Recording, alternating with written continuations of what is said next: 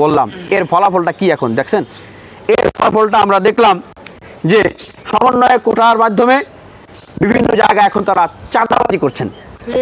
চাঁদাবাজি করছেন না, বলতেছে দল চালাইতে নাকি চাঁদা লাগে।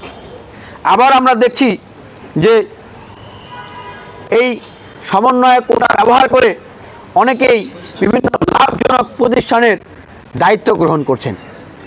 মোংলা পোর্টের কর্মচারী, মোংলা কর্মচারী সমিতির উপদেষ্টা হচ্ছেন, প্রধান উপদেষ্টা হচ্ছেন।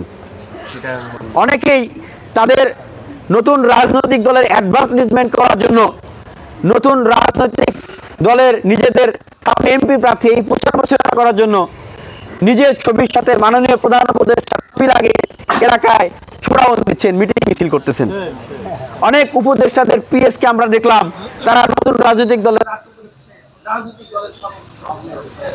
এই হলো বাংলাদেশের 5 আগস্ট পরে যে চালু করা নিরপেক্ষতা নির্দলীয়তার নামে চালু করা কোটা এখন রাজনৈতিক পরিণতি। আমরা সেই জায়গা থেকে আমরা মাননীয় প্রধান উপদেষ্টাকে আহ্বান জানাচ্ছি আপনাদেরকে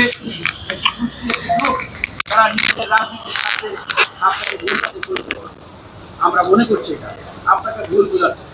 আপনার যে সার্বজনীনতা বিশ্বব্যাপী আপনার যে গ্রহণযোগ্যতা আপনার প্রতি বাংলাদেশের মানুষের ছাত্র সমাজের রাজনৈতিক ছাত্র সংগঠন এবং দলগুলোর যে আস্থার জায়গা সেই জায়গায়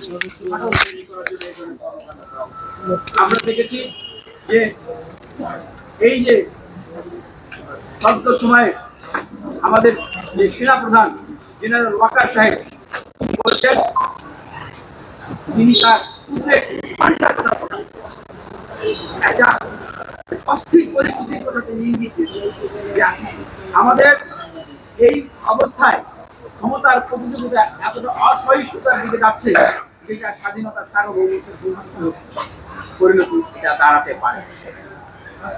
উনি এক পর্যায়ে বললেন যে আর চাপা রাখতে পারলাম না, প্রকাশ করলাম, কেউ মনে না করলে আমি দুঃখ প্রকাশ করছি। আমরাও বলছি যে আমরা ক্ষমতায় যাওয়ার জন্য এইরকম বিরুদ্ধে সমালোচনা, আমাদের যদি ক্ষমতায় যাওয়ার খায়েশই কেবলমাত্র থাকতো তাহলে 24-এর জাতীয় নির্বাচনে আমাদেরকে 5 কোটি করে টাকা এবং 10টা আসনে ব্যবহার করা হয়েছিল শেখ হাসিনার পক্ষ থেকে। আমাকে 7 মাস কারাগারে রাখা হয়েছিল, সলিটারি কনফাইনমেন্টে টর্চার করা হয়েছিল, আলো বাতাস দেখি নাই 7 মাস, শুধু কারোর সাথে কথা বলতে পারি নাই, খাবার পর্যন্ত দেওয়া হয় নাই।